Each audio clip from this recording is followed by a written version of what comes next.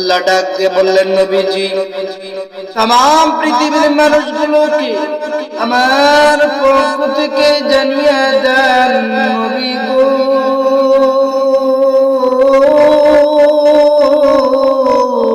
ইয়া রাসূলুল্লাহ ইয়া হাবিবাল্লাহ,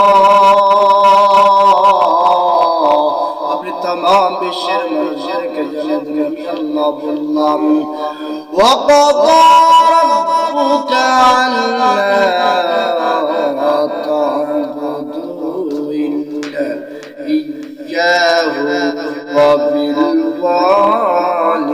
وبالوالدين إحسانا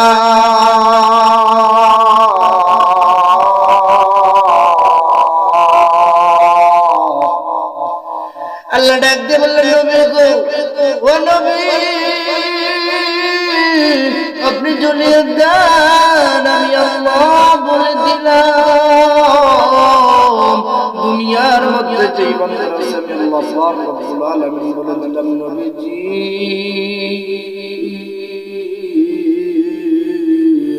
وقضى ربك ألا تعبدوا إلا إياه ও নবী দুনিয়ার মানুষেরা মানুষের দেখার পরে আমি আল্লাহ পাক রব্বুল আলামিন ইবাদতের পরে ওই বান্দা বান্দীরা যেন তার মা বাবার খিদমত করে, বলুন না সুবহানাল্লাহ। এরে যুবক ফেসবুক দেখে বাদ দিয়া,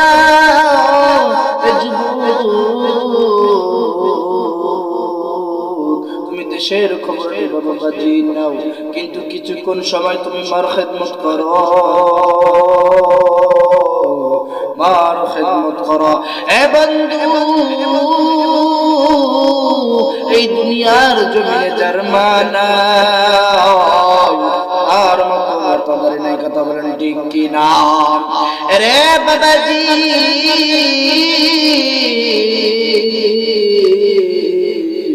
এই দুনিয়ার মধ্যে যার মা নাই তার মতো তাদের নাই। রে বন্ধু আল্লাহ পাক রব্বুল আলামিন প্রত্যেক বছর হজ শারফের হাজিদেরকে আল্লাহ রব্বুল আলামিন হজ করার জন্য নিয়ে যায়। এ বাবাজি আপনারা অনেক বাবারা হজ করার জন্য যান, কিন্তু ওই হজ কবরে যেতে হয় নাই, কেউ বুঝতে পারবে না। কিন্তু আমার নবী বলেছেন যখন কোন বান্দা একবার মার দিকে নেক নজরে তাকায়, আমার আল্লাহ পাক রব্বুল আলামিন একটা কবুল আজ সওয়াব লিখে দেন, বলুন না সুবহানাল্লাহ। আরে বন্ধু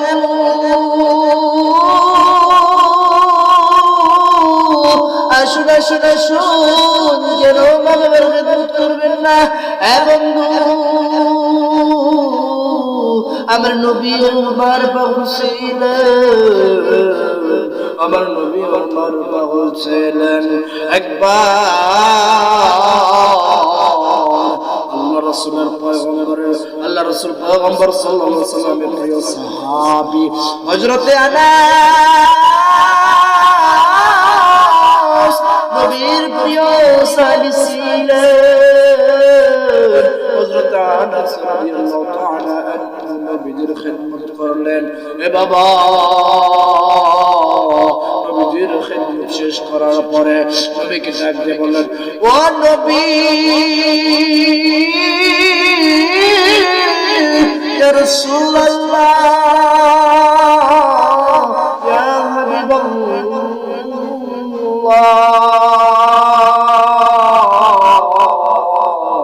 আমি আনাস বলতে চাই আমি একটু বাসায় যাব।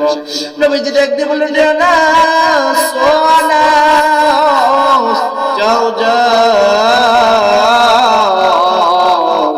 তুমি তোমার বাসায় চলে যাও। এইবার হযরত আনাস দৌড় দিয়ে বসে চলে গেলেন, দৌড় দিয়ে বসে চলে গেলেন। যাওয়ার পরে তার মাকে দেখা করে সালাম দিলেন, আসসালামু আলাইকুম ওয়া রাহমাতুল্লাহ। মা গো ও মা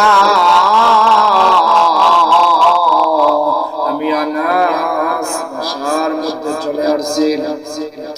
এইবার আনাসের মা ডাক দিয়ে বলল, এ বাবা আনাস, আই বাবা তোর কামরায় প্রবেশ করু। এইবার হযরত আনাস আর কোন কথা না বলিয়া সোজাই তার কামরার দিকে রওনা দিল। এ বাবাজি, এইবার হযরত আনাস যখন তার কামরা প্রবেশ করলেন, এইবার মা মনে মনে বলতেছে, হায় আল্লাহ, আমার ছেলে আনাস কেন জানি আমার সঙ্গে কথা বললো না। এইবার মা আনাসের কামরায় প্রবেশ করার সঙ্গে সঙ্গে মার মাথা নষ্ট হয়ে গেল। বাবা মা দেখতেছে আনাসের পেটে কিছু নাই। এবার মা ডাক দিয়ে বলছে, আনাস, এ বাবা আনাস, তুমি কি কিছু খাও না? এই বাবা তুমি কি কিছু খাও নাই? আনাস কোনো কথা বলে না। আনাস মনে মনে বলতেছে, হায় আল্লাহ, আমি যদি বলি আমি কিছু খাই নাই, আমার মা আমার নবীকে নিয়ে খারাপ মনে করবে যে নবীর দরবারে গেল, কিন্তু আমার ছেলে কিছু খাইল না।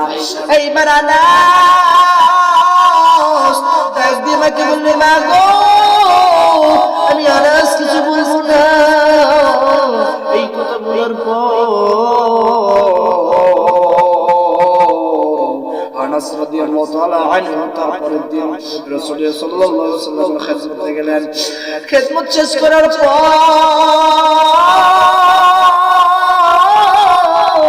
হযরত আনাস বললেন, নবী গো, আমি আমার বাসায় চলে যাব।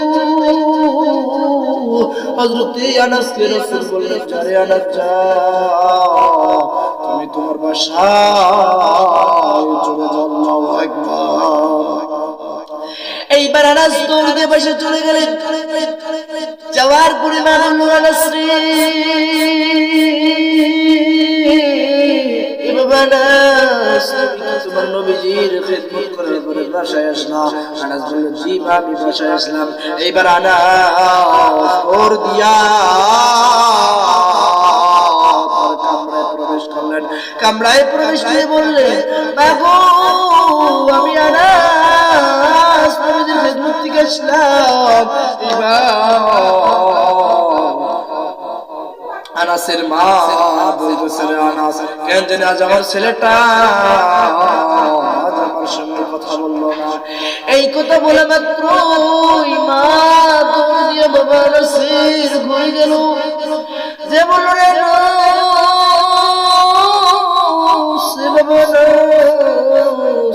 তুমি কিছু খাও নাই? মা নিজের চোখে দেখতেছে ছেলে পেটের মধ্যে ছোট ছোট পাথর বাঁধা।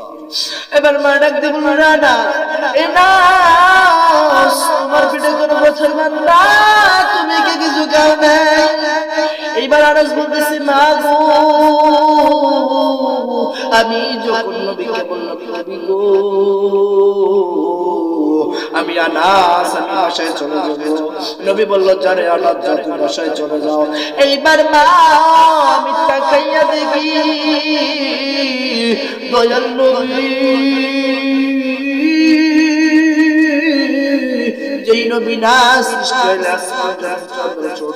আমরা মানুষের সৃষ্টি হইতাম না। মা গো, সেই নবীর পেটে ছোট ছোট পাথরগুলো বাঁধতেছে। আমি আনাস দেখতে পেলাম, নবী গো, আপনি কি করতেছে? নবী বলে, না, আমি সামনে দেখি না, আমার দয়াল নবী, আমার মায়ার নবী, সে তার পেটে পাথরগুলো বাঁধতেছে। ও মা, বুঝলাম, নবী গো, আপনি কিসের জন্য পাথর বাঁধতেছেন? নবী ডাক দিল, না স্যার, কিছুদিন যাব তো আমার বাড়ি। এইবার মাগো, আমি আনাস সুন্নত মনে করিয়া আমি আনাস এবার মা ডুকরে ডুকরে কান্দে আর বলো রে বাবা না, এ বাবা না, যাও যাও যাও। আমি মা বলে দিলাম রে, আমি তোমার নবীকে এক বেলা খানা খিলাবো। আনাস দৌড় দিয়ে নবীর সামনে গেলে যা বলতেছে, ইয়া রাসূলুল্লাহ, ইয়া হাবিবাল্লাহ, নবী গো, ইয়া রাসূলুল্লাহ, আমার মা আপনাকে এক বেলা খাবার খেলাবে। নবী বলল, আনাস তুমি যাও যাও যাও, আমি তোমার বাসায় যাইতাছি। এবার নবীজি কিছুক্ষণের মধ্যে মায়ার নবী মায়ের নবী আনাসের বাড়িতে গেল। যা বলতেছে, রে বাবা আনাস, দেখো দেখো দেখো, আমি নবী এসেছি। আনাস জলদি বলল, মা আমার নবী এসেছে। বসলেন, বসার পর মাকে বলতেছে, আনাসের মা একটু খাবার দাও, আমি খায়া আবার চলে যাব। এবার আনাসের মা বলতেছে, ও নবী, আপনি তো খাবার খাবেন, কিন্তু আমি যেই জন্য ডাকছি, আপনি খাবার খাওয়ার আগে আপনি আগে একটু দোয়া করে দেন। এইবার নবী বললেন, রে আনাসের মা, আমি নবী কখনোই দোয়া করবো না, তুমি মা বিছে আছো, মা হাত তুলে দোয়া করো, আমি নবী বলবো। নবীকে বারবার বলে, নবী দোয়া করে। নবী বলেন, না রে আনাসের মা, তুমি দোয়া করো। আনাসের মা দোয়া করলেন, আর নবী আমিন বললেন।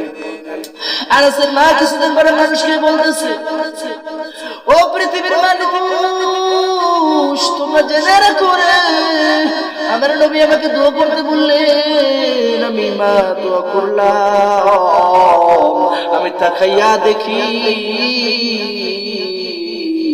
হযরত আনাসের একটা খেজুরের বাগানে প্রত্যেক 1 বছর পর পর খেজুর ধরতো। এবার আমি মার বরকতে এবার দুইবার খেজুর ধরেছে। বলুন না সুবহানাল্লাহ। সম্মানিত ভাইরা, আমার বন্ধুগণ, আল্লাহ পাক রব্বুল আলামিন আর কত খেদমতের কথা বললেন। কিন্তু এখন আমরা মার খেদমত করি না, এখন আমরা করি দেশের খেদমত, নেতাদের খেদমত। কথা বলেন ঠিক কিনা? আমার জীবন, আমার মরণ কার জন্য হবে? জোরে বলেন, কার জন্য হবে? আল্লাহি তাল্লাহি বিল্লাহি, আল্লাহর কসম করে বলি আল্লাহর জন্য। বলেন ঠিক কিনা? আমার জীবন, আমার মরণ, আমার বন্দেগী, আমার জীবন, আমার মরণ, আমার জিন্দেগি, ইয়া ইলাহি কবুল করো, ইয়া ইলাহি কবুল করো আমার বন্দেগি,